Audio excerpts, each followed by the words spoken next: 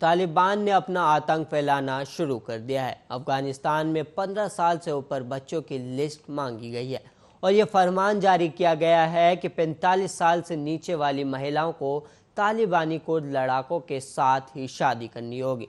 कुल मिलाकर देखें तो तालिबानी कानून लगना अब अफगानिस्तान में शुरू हो चुके हैं और तालिबान के अफगानिस्तान में कब्जा करने के बाद अब सारे देश इस सोच में पड़ चुके हैं कि तालिबान का ये चेहरा उनके लिए फायदे वाला है या फिर घाटे का सौदा हो सकता है। इस रिपोर्ट में आइए हम आपको समझाते हैं।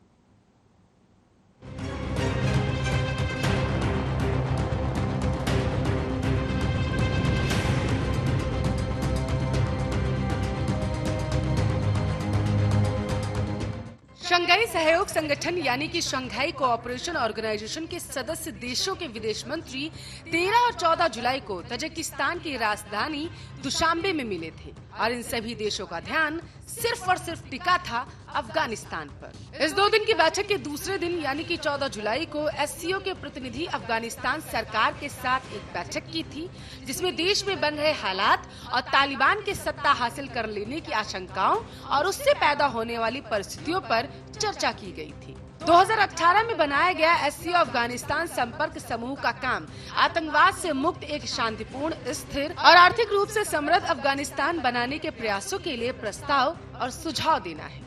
चीन के संसाधन संपन्न शिनजियांग प्रांत की सीमा अफगानिस्तान के साथ लगभग 8 किलोमीटर लगती है। अफगानिस्तान में बने हालात को देखते हुए चीन की मुख्य चिंता यह है कि अगर तालिबान वाकई सत्ता पर काबिज हो जाता है तो चीन के शिनजियांग में सक्रिय अलगाववादी संगठन ईस्ट तुर्किस्तान इस्लामिक मूवमेंट को अफगानिस्तान में पनाह और वहां से सहायता मिल सकती है।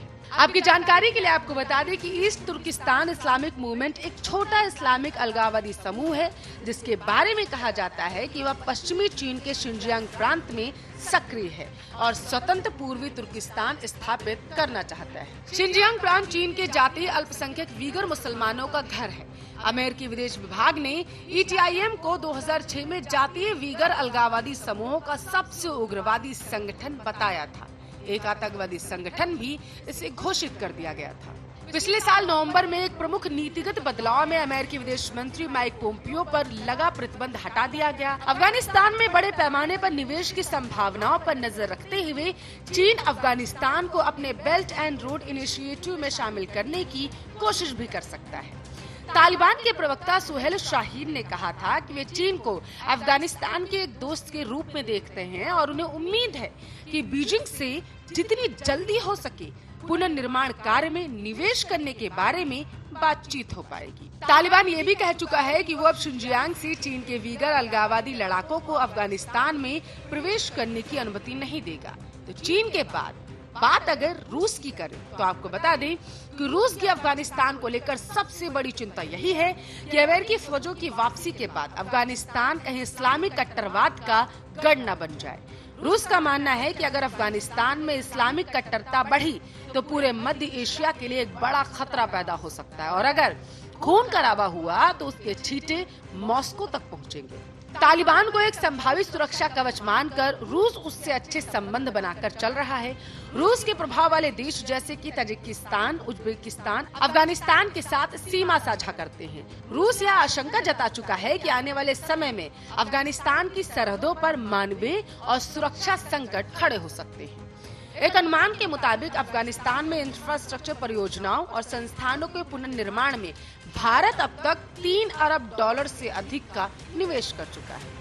अगर बात करें कि इस पूरे मसले का असर भारत पर क्या पड़ेगा तो आपको बता दें कि भारत ने अफगानिस्तान के संसद भवन का निर्माण किया है। अफगानिस्तान के साथ मिलकर एक बड़ा बांध भी बनाया गया। भारत ने शिक्षा, तकनीकी सहायता भी दी है। साथ ही भारत ने अफगानिस्तान के प्राकृतिक संसाधनों में निवेश को भी प्रोत्साहित किया। अब जाहिर है इस तरह के गहरे जुड़ाव के कारण भारत अफगानिस्तान में किए अपने निवेशों के लिए चिंतित है। तालिबान जिस तरह की हिंसा अफगानिस्तान में कर रहा है, उस स्थिति में उसके सत्ता हासिल कर लेने की वैधता पर भारत सवाल उठा रहा है। भारत की सबसे बड़ी चिंता पाकिस्तान के खिलाफ अपनी सामरिक बढ़त होने को लेकर है। अफगानिस्तान में भारत के मजबूत होने का एक मनोवैज्ञानिक और सामरिक दबाव पाकिस्तान पर रहता है। वहां भारत की पकड़ कमजोर होने का मतलब है पाकिस्तान का दबदबा बढ़ जाना। पाकिस्तान अफगानिस्तान के साथ लगभग 2611 किलोमीटर लंबी सीमा साझा करता है और उसकी मुख्य चिंता भी यही है कि उसके बॉर्डर पर अफगानिस्तान से आने वाले शरणार्थियों का जमावड़ा लग जाएगा।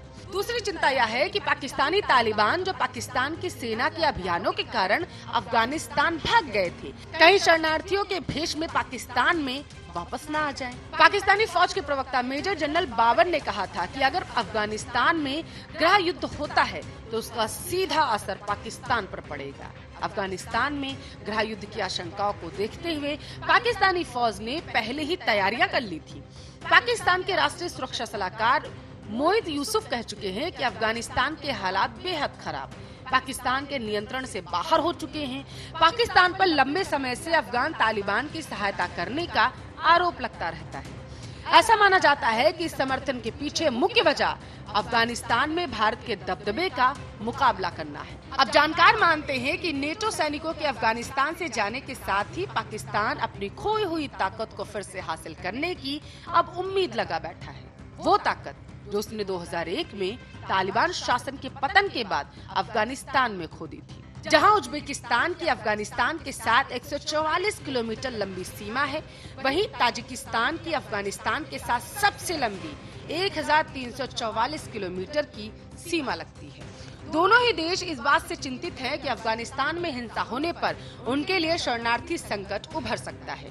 पिछले कुछ हफ्तों में ऐसी कई घटनाएं हुई जब अफगानिस्तान सरकार के सैनिकों ने तालिबान के डर से जान बचाने के लिए बॉर्डर के दूसरी तरफ इन दोनों देशों में जाकर पनाह ली थी। ताजिक सीमा के साथ लगता अफगानिस्तान एक बड़ा इलाका तालिबान के नियंत्रण में आ चुका है। इसी के कारण ताजिकिस्तान 20,000 रिजर्व सुरक्षा बलों को अफगानिस्तान बॉर्डर पर तैनात कर रहा है।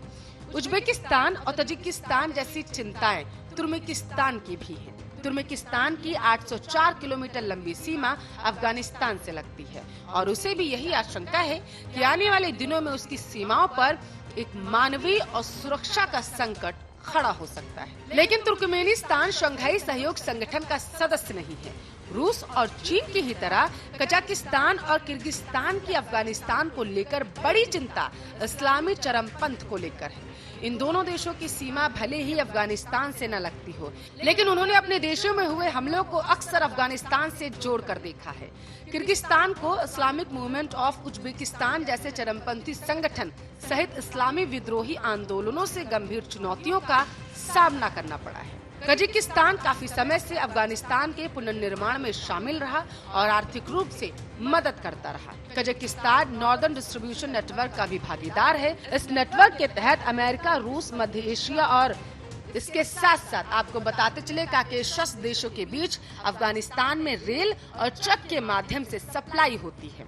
अफगानिस्तान में शांति की स्थापना का एक बड़ा असर ये हो सकता है कि मध्य एशिया के देश अपने प्राकृतिक गैस, तेल और कोयले जैसे संसाधनों को दक्षिण एशिया के भारत, पाकिस्तान जैसे देशों तक पहुंचा सकते हैं। और यही वजह है कि इन मध्य एशियाई देशों की नजरें अफगानिस्तान में उभर रही राजनीतिक स्थिति पर अब टिकी हुई है। आपकी जानकारी के लिए आपको बताते चले कि अप्रैल 1996 में शंघाई में हुई एक बैठक में चीन, रूस, कजाकिस्तान, किर्गिस्तान और ताजिकिस्तान आपस में एक दूसरे के नस्ली और धार्मिक तनावों से निपटने के लिए सहयोग करने पर राजी हो गए थे। इसे शंघाई 5 कहा गया था। शंघाई 5 के साथ उज्बेकिस्तान के आने के बाद इस समूह को शंघाई सहयोग संगठन कहा गया। जुलाई 2005 में अस्ताना शिखर सम्मेलन में भारत, ईरान और पाकिस्तान को पर्यवेक्षक का दर्जा दिया गया। जुलाई 2015 में रूस के उफा में शंघाई सहयोग संगठन ने भारत और पाकिस्तान को पूर्ण सदस्य के रूप में स्वीकार करने का फैसला किया। भारत और पाकिस्तान ने जून 2016 में उज्बेकिस्तान के ताशकंद में दायित्वों के ज्ञापन पर हस्ताक्षर किए, जिससे पूर्ण सदस्यों के रूप में एससीओ में शामिल होने की औपचारिक प्रक्रिया शुरू हो गई। 9 जून 2017 को अस्ताना में एक ऐतिहासिक शिखर सम्मेलन में भारत और पाकिस्तान आधिकारिक तौर पर पूर्ण रूप से एससीओ में शामिल हो गए। Mongolia, Belarus, Afghanistan, Iran Shanghai सहयोग संगठन में पर्यवेक्षक हैं, जबकि आर्मेनिया, अजरबैजान, तुर्की, कंबोडिया, नेपाल, श्रीलंका को संवाद भागीदार का दर्जा मिला था। Special desk, Arya news.